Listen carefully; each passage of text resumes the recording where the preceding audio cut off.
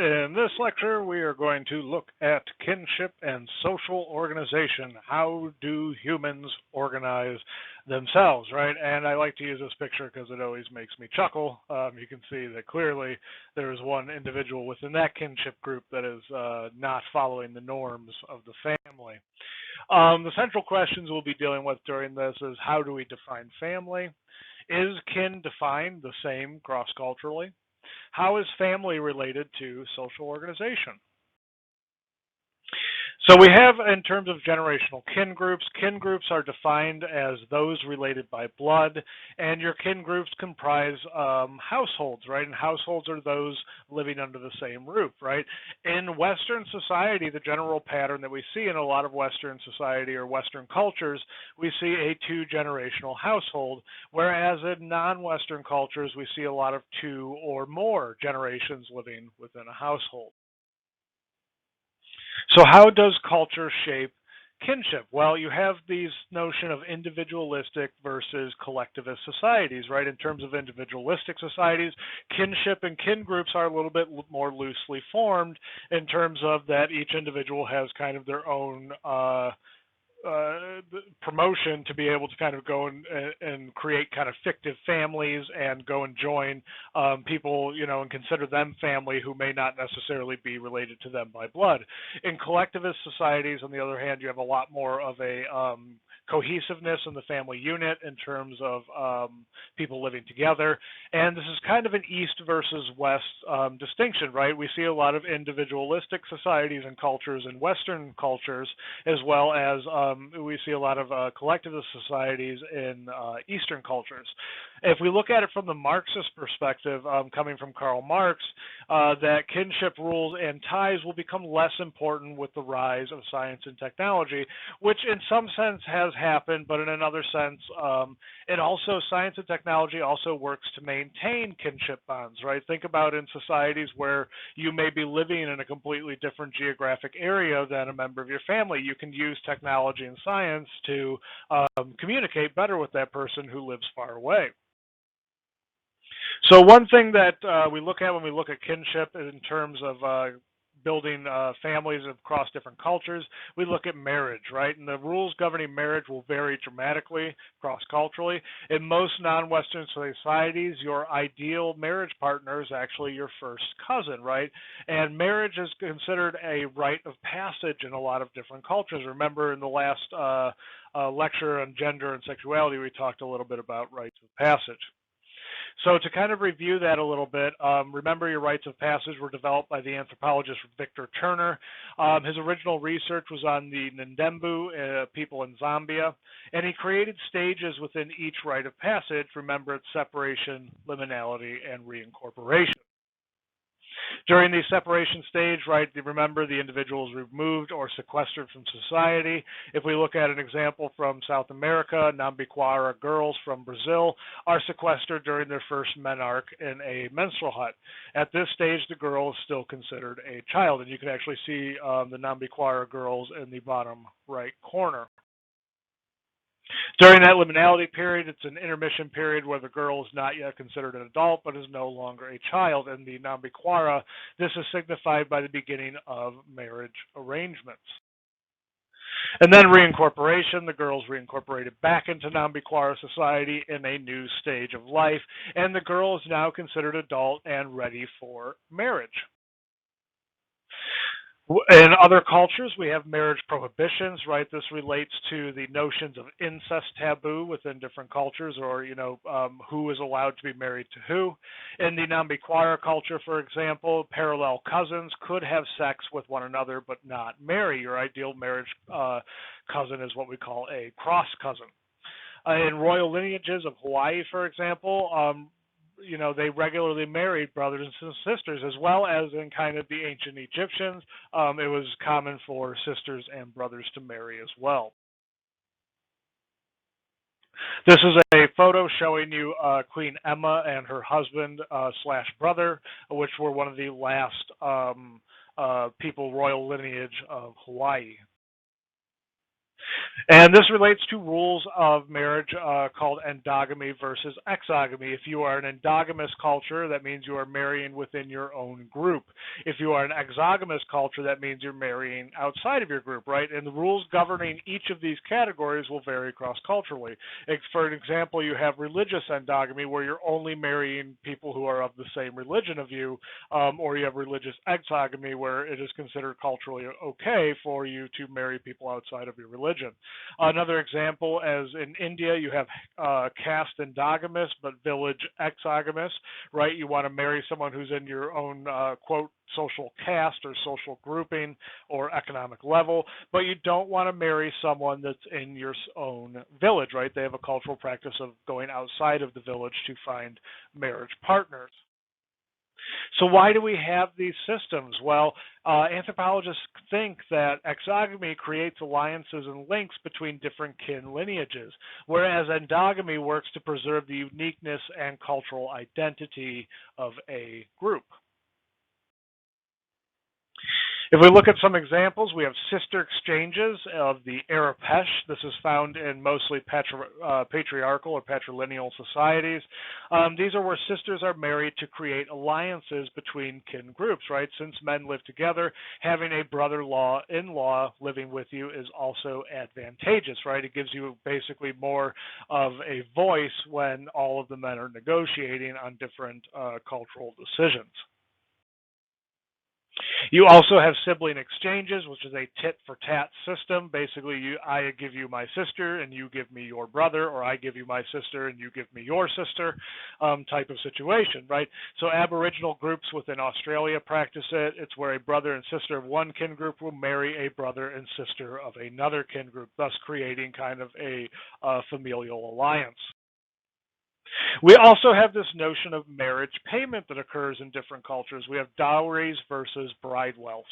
And dowries, the wealth is given from the bride's kin group to the groom's kin group. And if we have a culture that practices bride's wealth, the wealth is paid by the groom's kin group to the bride's kin group. So what we see in most common is that dowries were practiced in older times in Europe, and they're still practiced in areas in Asia, and bridewealths are practiced in a lot of areas in Africa. This is just showing you how kind of expansive some of the dowries in India can get. You can get all of these kind of different items that were coming along with the marriage. So if we look at bride's wealth, it's the most common form of marriage exchange that we see today in terms of outside of Western culture. Cash or goods are given by the groom's kin group to the bride's kin to seal a marriage. And what this does is it legitimizes the new reproductive and socioeconomic unit that's created by the marriage. Essentially, it legitimizes the new family. The bride wealth is paid at marriage and is returned if the marriage is terminated. And when done as a way to compensate the bride's family for their loss of her and her labor, it is associated generally with women of high status in non-Western cultures. So if we look at an example, we have bride wealth that occurs amongst the new. So if we look at this kind of marriage schema here, this kind of shows the different kind of marriage systems that we see throughout the world, right? You have two basic categories. You have monogamy or polygamy, right? Marrying one individual or marrying many individuals. In serial monogamy, this is where you're marrying one husband or one wife at a time. Or you have non-serial monogamy, which is where you're marrying one wife or one husband and you don't remarry afterwards. You also have polygamy, and there are several different types. You have polygamy, you have polyandry, and you have synegamy or group marriage. Synegamy is very uncommon nowadays. You really don't see it in any cultures. Polyandry is where you have one woman that marries many men. We see that in some of the Asian cultures like the Na of Tibet and some of these Nepalese cultures in Asia. You also have polygyny, which is where, or what we also call polygamy, which is where you have one man and many women, right?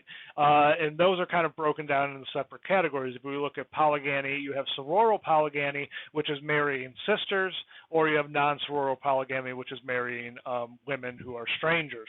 In polyandry, same thing. You have fraternal polyandry where you're marrying brothers, or you have non-fraternal polyandry where you are marrying men who are not related to each other. If we look at these fraternal marriages, you have sororate marriage, which is a man marrying sisters, which is not widely practiced. We do see this culturally amongst the Kurds in kind of the Middle East / Eastern Europe. And we also have fraternal polyandry, right? This is marrying brothers, not widely practiced either. We see this in some of the tribal groups of Nepal. In terms of death, we also have this notion of sororate versus levirate. This form of marrying siblings is much more common throughout the world. In terms of a sororate marriage, this is where it's serial monogamy with the sisters after the primary marriage partner has died. If we look at levirate, this is serial monogamy with brothers after the death of a primary marriage partner. This is common amongst Orthodox Jewish groups. So if we look at kind of social organization and how it relates to marriage, we have postmarital residence patterns, which were referred to as neolocal, virolocal, xerolocal, and avunculocal, and bilocal. So to kind of define and give an example of these, if we're looking at neolocal, this is where the new couple forms an independent household. An example of this would be most marriages within the United States. If we look at virolocal, this is where the new couple lives with the groom's family. We see this in Neanderthals, going back 49,000 years, as well as several groups in Africa. If we look at xerolocal, we have the new couple lives with the bride's family. This occurs amongst the Pueblo people of the American Southwest. If we look at avunculocal, this is where the new couple lives with the mother's brother's family, and we see this in a lot of tribal groups in New Guinea. If we look at bilocal, this is where the new couple spends time with both family units, with the bride's and the groom's family, right? And we see this amongst the Dobu in Africa. So this kind of leads us to the question of why is residence pattern important within various cultures, right? And kind of marital residence patterns really reinforce kind of this notion of kinship, right? And they also determine the kind of kin group in which the children of this new marriage will belong to. So let's look at kinship and descent. I'm not going to expect you to know the various kind of ins and outs of all these different kinship charts. I literally just kind of show you these so that you get an example of how anthropologists and how different cultures organize kin, right? It's not just simply a matter of aunts, uncles, cousins, right? There are actually different names and different linguistic associations for each of these groups depending on what the culture you're looking at. So why is descent important, right? It confirms final ties as well as familial identity. It's the basic foundation for clans and totem systems. It determines how elderly care will happen, and it heavily influences residence patterns and social organizations within a culture. So if we look at patrilineal descent, this is where a newly born child belongs to the father's lineage or identifies as a member of the father's family group. An example of this is a daughter belongs to her father's group, but her children do not. In a society where clan systems are prevalent, they are almost always exogamous. Why, right? Because of this pattern of patrilineal descent. So this is just showing you patrilineal descent, right? So you can see that this is basically, lineage is traced down the male line of the family. If we look at matrilineal descent, it's quite the opposite of patrilineal descent. This is where a new child will belong to the mother's lineage or clan group. An example of this that we see is the Trobriand Islanders, which makes a lot of sense because remember during our talk on gender and sexuality, we noted that the Trobriand Islanders, based off of Malinowski's work, kind of determined that they were, they didn't feel that men really actually participated much in the formation of children. So it makes sense that their lineage pattern would be matrilineal. We also have affine versus consanguine. This is depending on the descent rule. Mothers and fathers can be seen as either affine or consanguine. Affine is referred to a relative, but not a blood related, and consanguine is considered a blood relative. So if we look at an example, we have patrilineal descent amongst the Arapesh. The Arapesh children belong to their father's clan, and the father's biological material plays more of an important role in the formation of children, right? So they don't really feel that the mother has much actual role in terms of other than carrying the child as, kind of quote unquote a vessel, right? So the mothers are actually not really seen as consanguine kin. They're actually seen as more of affine kin. If we look at the matrilineal descent of the Trobriand Islanders, right, the children belong to the mother's clan because there is a belief that the mother's clan spirits are the ones who are responsible for producing the baby in the womb. So this kind of explains the higher levels of promiscuity that Margaret Mead originally observed because they don't have men don't have as an invested role in the production of children. If we look at unilineal descent, this is much more flexible. This is where a child can claim clan association with either lineage. An example of this would be the Quaqueatl that we see of the American Northwest. This is also known as the cognatic rule of descent, right? Which side you decide to or which side you most often identify with, kind of really outlines this cognatic rule of descent. And this usually relates to rank, right? You're going to go with whatever family or whatever clan that you're related to has a higher rank within the culture. If we look at another example, we have double descent amongst the Yako, which are from southeast of Nigeria. Each individual belongs to two descent groups, and based on the division of labor within the culture depends on kind of what part of your descent group controls what part of your life. The father's descent group will determine what land, agriculture, and warfare you participate in, and the mother's descent group will depend on what religion, ritual, and responsibility that you have towards childcare. So why do we have these notion of clans? Well, clans developed, kind of their original development was done as a form of divided labor amongst several family groups. So essentially, as we were kind of developed into modern Homo sapiens and began living in more complex human groups, we started to have these divisions of labor that formed amongst different families, and those families began to kind of bond together based on their common division of labor, and these clans kind of developed out of that.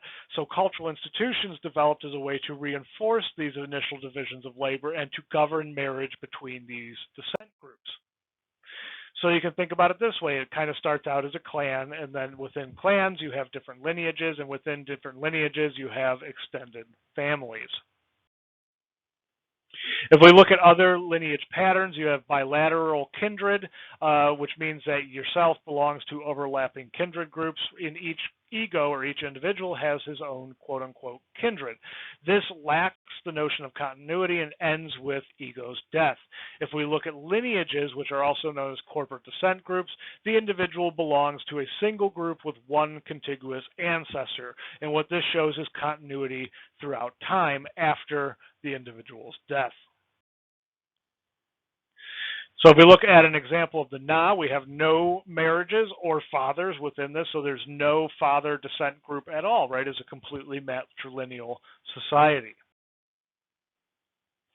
If we look at another, we have two different types of cousins that we have, and this shows you kind of based on the family chart here what a matrilineal cross cousin is versus a parallel cousin.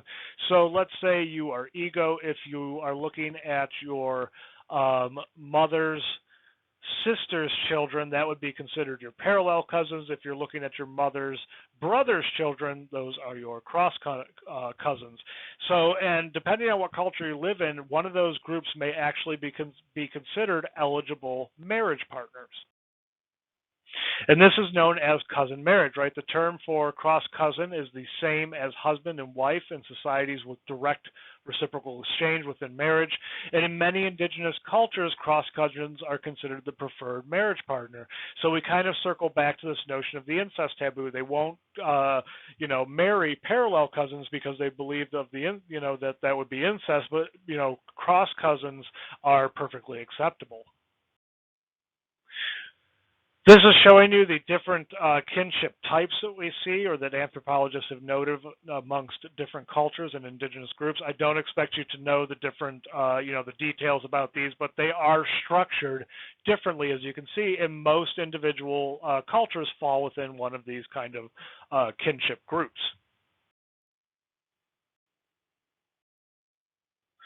So to kind of start to wrap things up, we also have the notion of fictive kinship, which is culturally created kinship ties.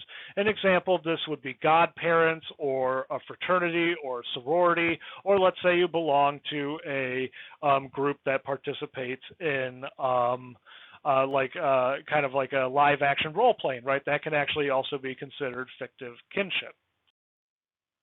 You also have transnational kinship, which is kind of defining a transnational family, right? These are essentially families that exist across different national boundaries, right?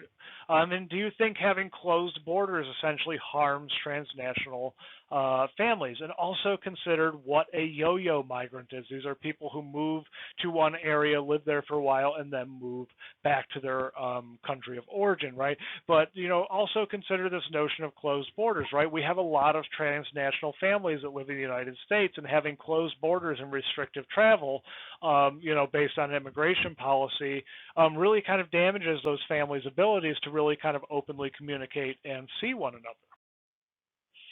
So to wrap things up, remember that kinship designations in first world countries are more fluid than we see in non-Western societies. Fictive kinship exists in all societies, whether we're looking at fictive clan groups, whether we're looking at secret societies, or whether we're looking at things like fraternities or sororities. And kinship is intimately linked to how societies organize themselves, right? How do we organize our living structure, and how do we organize how we live around one another?